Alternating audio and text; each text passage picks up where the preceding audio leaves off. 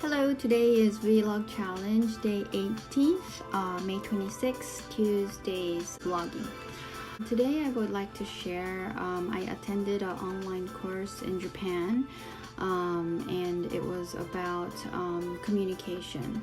And communication is something that I really value when it comes to management, because I think this is something that people cannot see, but it's definitely tied to the performance, and it's definitely tied to something that is really crucial. It's a crucial component in order to actually move the team or have the best result within the team.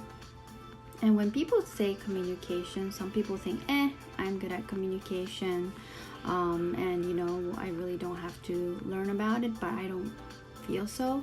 Even though I thought that I was confident about communication, I always kept learning. And every time I receive even the same information, depending on where I am at, how I perceive the information is different. So I truly believe in continuous study, continuous active study. So I would like to share what I've learned today, and I think that pretty much will be my 10 minutes day. So I always say that people's motivation does equal to sales equal to money, and it equals to energy as well. This is something that we cannot avoid. I always feel that let's invest in people instead of investing in marketing or hardwares, office, or expensive contracts. Of course those are important. If you have enough funds, then go ahead and invest that. Now let's say your funds is 100%, and how many percent are you going to invest in people or taking time for the people? I think a lot of rich people or well-funded organization, when the leader doesn't have that enough attention to people, that's when the project goes really south. And I've seen so much examples of it. I have so many friends, acquaintances that is business partners since I was very young.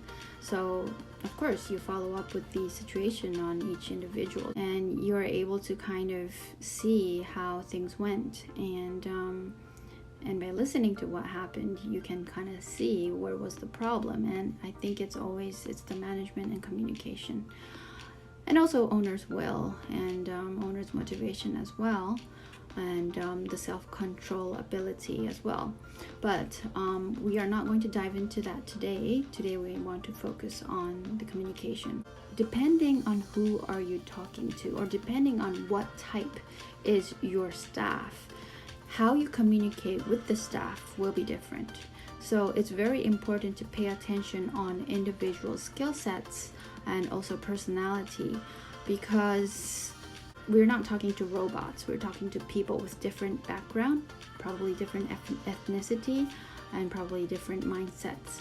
And everything starts from understanding that. And for me, I emphasize on taking a lot of time with communicating with the person. So I do think periodical interviews, individual interviews, are super important.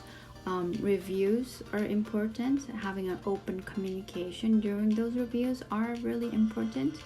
But not only important, but actually setting it up and executing it is really important. So depending on the types, right? So in these types, they mentioned 4 different types. I'll just say the 4 types, okay? The 4 types is a person who really focus on achieving the goal. So very dopamine dominant kind of person, which is me. I'm that. The second type is a very action-based kind of person, which is really adrenaline-driven type. The third type is someone who really needs story and explanation, and it's not really a logic, but needs to see the vision of the past and the future. So this type really needs a lot of explanation. So that's C type, I would say, A, B, C type. And D type, the fourth type, is vision driven. So really need to see the vision in order to proceed. So the very image type, right brain side type of person. So depending on that, how they interpret words are different. Like, let's say we say to that person, hey, it's okay. So when it's okay, for example, sometimes it ticks me off when people say it's okay when they don't really actually mean it. But for the person who's saying it, they really actually mean it, because we're different types, right? So I think I find it really interesting when I heard that, because sure, like when I say it's okay, I have logic behind it. When I say it's okay to a person, I kind of am I'm kind of responsible with that it's okay, because I do actually help out or provide solutions before I say it's okay. But that's the A type, right? So A type, it's okay, meaning that logic is behind, and you actually are able to provide solution. Other than that, like, I never say it's okay. Like, if I don't feel like it's okay, I'll be like, good luck. And the second type, the B type, is action-based person. When they hear that it's okay, they mean like, hey, I have enough energy to actually move, so it's okay. So that's a different interpretation, okay? Okay, let me go to the third one. Okay, so the third type, C type, is the story and vision type. So when they say, or when they need to hear the story and the vision and a lot of explanation before they feel it's okay, or before even they say it's okay. And the first type is encouragement. So in the vision type,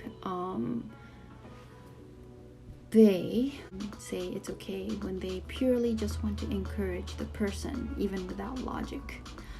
Yeah, and sometimes that's comforting, but for when the D type tells A type it's okay, sometimes it ticks the A type off.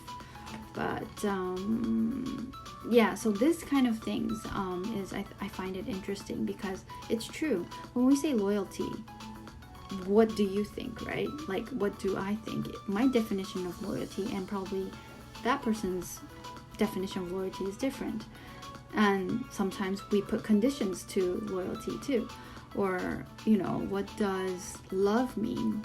I mean, it's a very simple word, but a lot of people has different definition of love. When people hear that word, for me, I think of human love first, humanity love first, but then for some people it could be romantic love. So actually clarifying the words behind the words is very important, especially as a leader and manager. And yeah, it's something that is there but you cannot see, but by actually hearing it or actually learning about it, kind of surface that phenomena. So yeah, I love studying. But yeah, I think that's about it.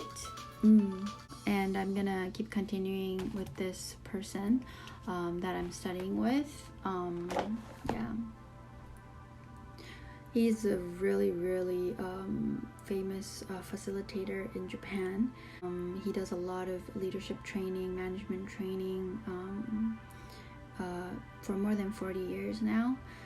And yeah, I took his training like 10 years ago, and with a whole bunch of, at the time I was like a student, and I was surrounded by business owners, and we did a lot of like activity trainings, trust trainings.